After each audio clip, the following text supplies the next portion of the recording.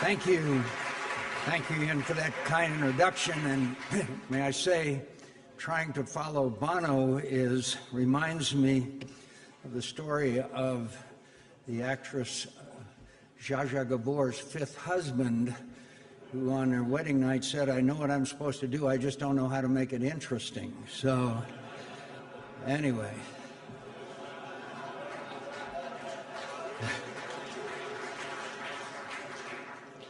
Not every American understands the absolutely vital role that Germany and its honorable Chancellor Merkel are playing in defense of the idea and the conscience of the West.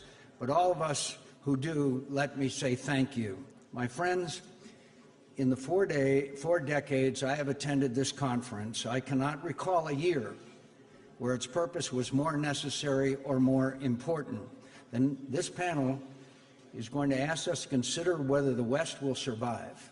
In recent years, this question would invite accusations of hyperbole and alarmism. Not this year. If ever there was a time to treat this question with a deadly seriousness, it is now. This question was real half a century ago, when Ewald von Kleist and their founders of this conference, indeed, it's why they first started coming to Munich.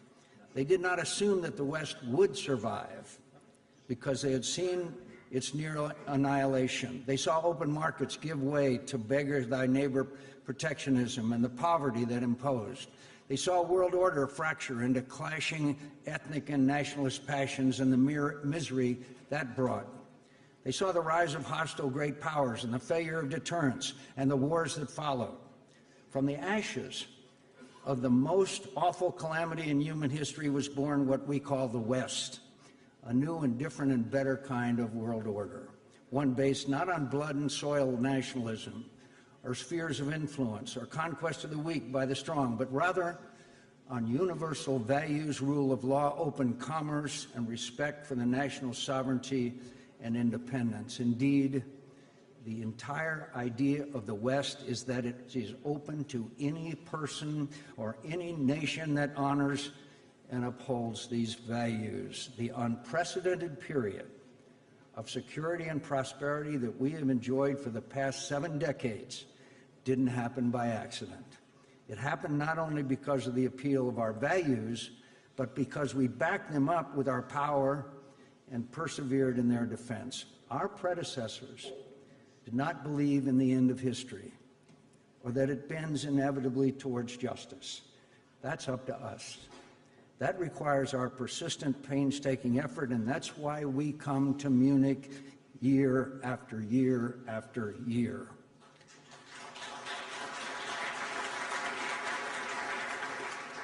What would von Kleist's generation say if they saw our world today?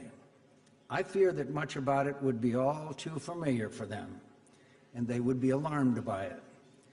They would be alarmed by an increasing turn away from universal values and toward old ties of blood and race and sectarianism.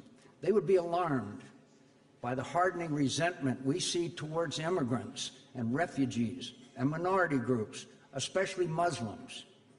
They would be alarmed by the growing inability and even unwillingness to separate truth from lies.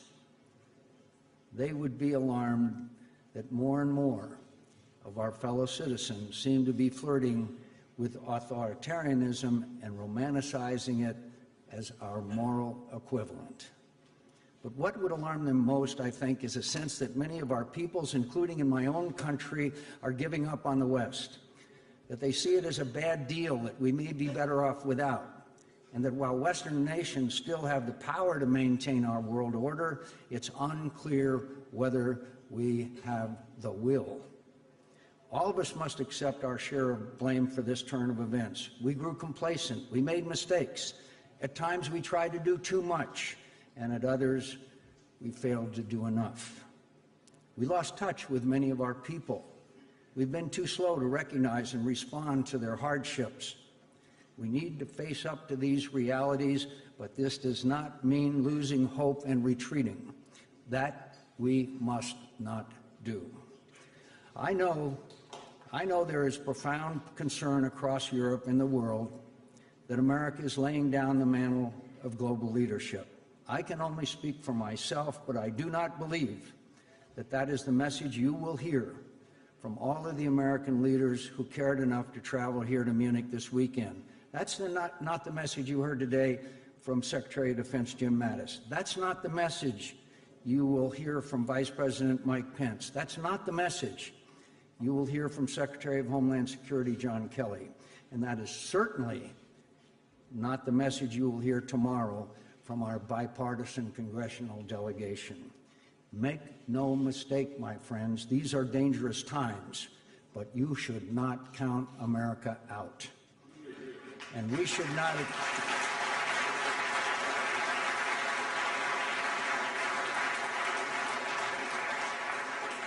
And we should not count each other out. We must be prudent, but we cannot wring our hands and wallow in self-doubt. We must appreciate the limits of our power, but we cannot allow ourselves to question the rightness and goodness of the West. We must understand and learn from our mistakes, but we cannot be paralyzed by fear. We cannot give up on ourselves and on each other. That is the definition of decadence.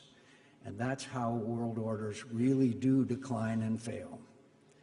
That is exactly what our adversaries want. This is their goal. They have no meaningful allies, so they seek to sow dissent among us and divide us from each other. They know that their power and influence are inferior to ours, so they seek to subvert us and erode our resolve to resist and terrorize us into passivity. They know they have little to offer the world beyond selfishness and fear. So they seek to undermine our confidence in ourselves and our belief in our own values.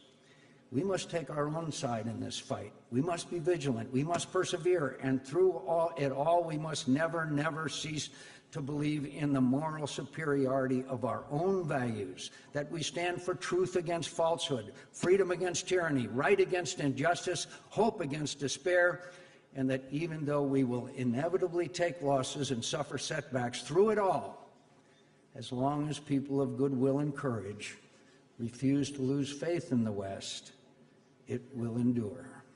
That's why we come to Munich.